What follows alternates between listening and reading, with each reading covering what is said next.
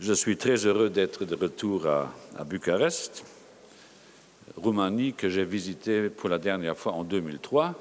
C'est un grand honneur de pouvoir m'adresser à vous, honorables membres du Parlement, qui représentez le peuple roumain, un peuple, oui, courageux, volontaire, engagé et que j'aime depuis si longtemps, sinon depuis toujours. En cette année du 10e anniversaire de l'adhésion de la Roumanie à l'Union européenne, je me souviens avec émotion de ce 1er janvier 2007, date historique à laquelle la Roumanie a rejoint le cercle des nations européennes enfin réconciliées entre elles. Je vous ai accompagné avec mes modestes moyens de Premier ministre luxembourgeois sur ce long chemin, comme je continue à vous accompagner aujourd'hui. Non pas paternellement, fraternellement. Je vous accompagne fraternellement.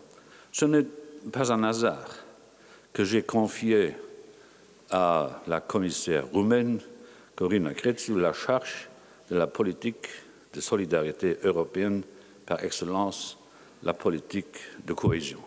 Et je dois dire ici, devant les représentants du peuple romain, qu'elle fait à Bruxelles un travail excellent. Il faut aussi se souvenir que ce chemin fut difficile et exigeant. La vérité est que beaucoup d'Européens n'ont aucune idée des immenses efforts qui furent consentis par les Roumains. Je veux rendre un hommage solennel au courage et à la volonté du peuple roumain.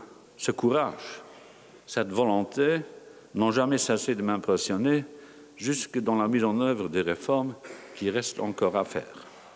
C'est la raison pour laquelle je me suis engagé à supprimer le mécanisme de coopération et de vérification d'ici la fin du mandat de ma commission, et nous le ferons.